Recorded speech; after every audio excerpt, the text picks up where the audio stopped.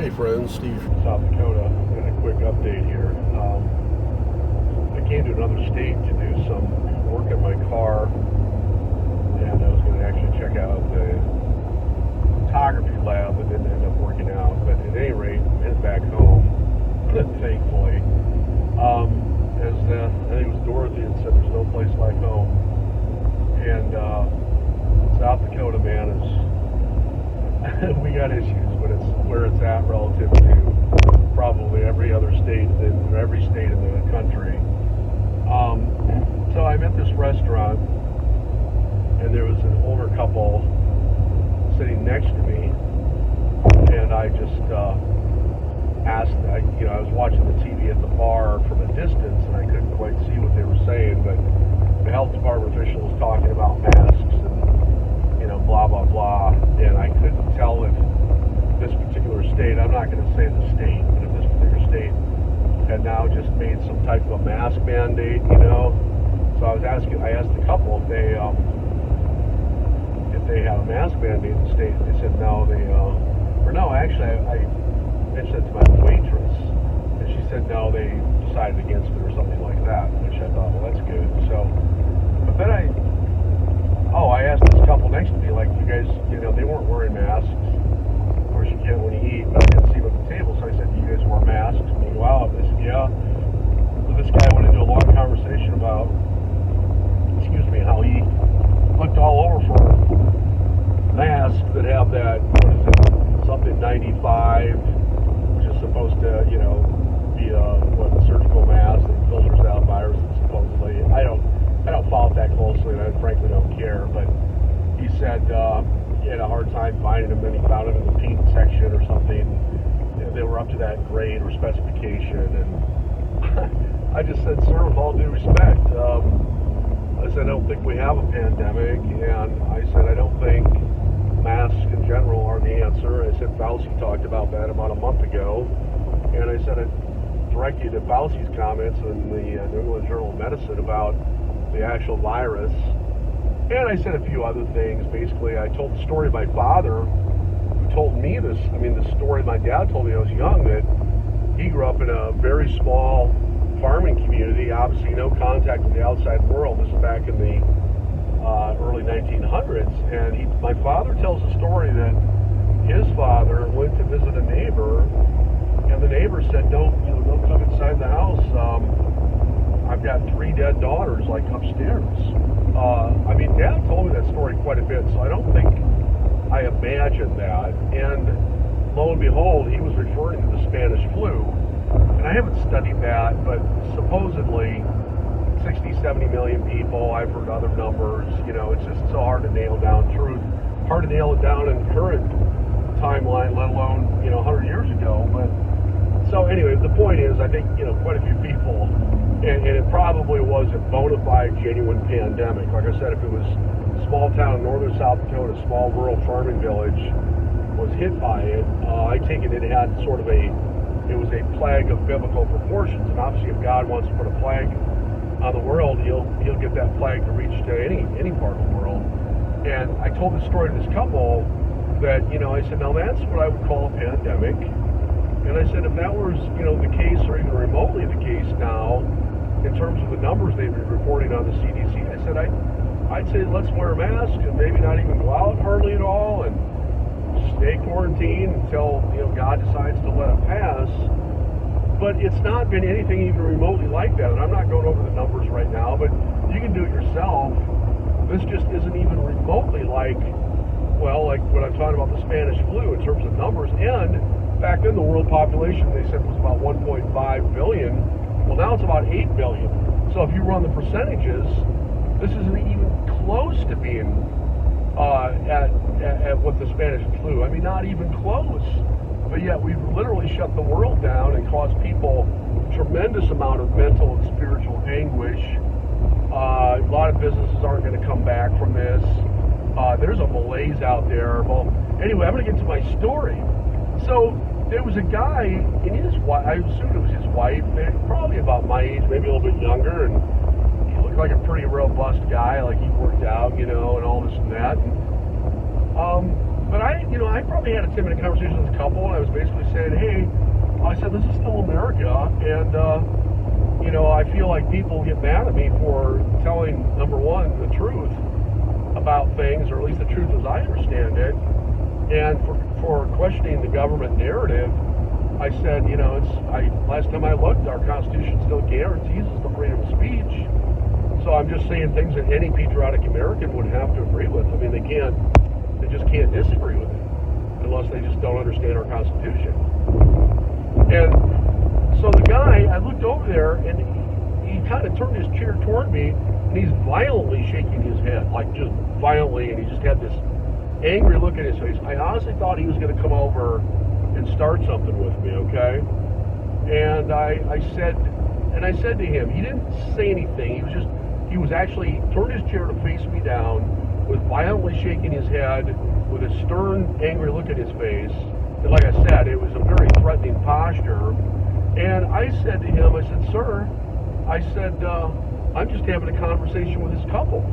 I said, that's fine with you, right? I mean, this is a free country. We can talk to whoever. He goes, yeah. And he says, I've heard every word you've said. Well, okay, I do talk kind of loud because I don't hear very well. And in a restaurant, there's a lot of din, and it was a pretty busy, stuff like that. But it was, to me, it was a perfect metaphor for how crazy this country is. And, I'm in a state where it would pride itself on being this is a very patriotic state, okay?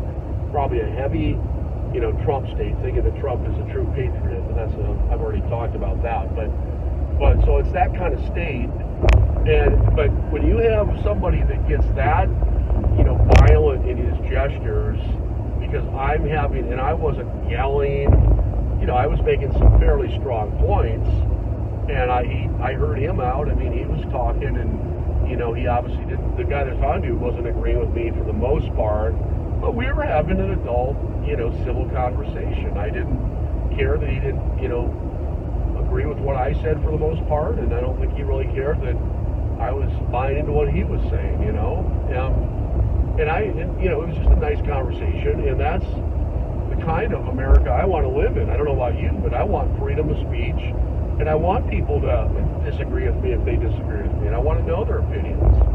And it's like the proverb said, our iron sharpening iron, and there's no chance to get at truths of any kind unless people are engaged in finding out the truth. But I'll tell you, this is what I'm trying to say in a lot of my videos in a long roundabout way, that it has come to the point, if you don't agree with the mainstream media / government narrative on the C virus, you are really assumed to be unpatriotic and probably not even godly. And also, you're looked at being selfish, like for not wearing a mask, and, supposedly caring for other people's well-being and health, even though we know the mask thing is a joke. Fauci talked about it, like I said earlier, a month ago.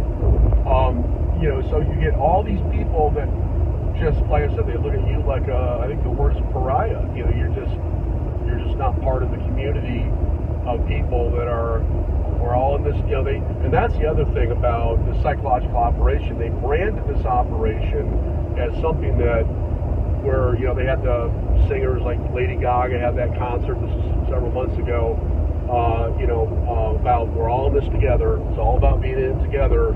So when you brand it that way, then if you have people like me that disagree with the narrative and think it's basically a hoax and it's all been ginned up and pre-planned, suddenly now we're the ones that are the unity breakers. We're the ones that are dividing the country, and so on and so forth. I'm going to say one last thing, and I've had enough. I may have said enough today.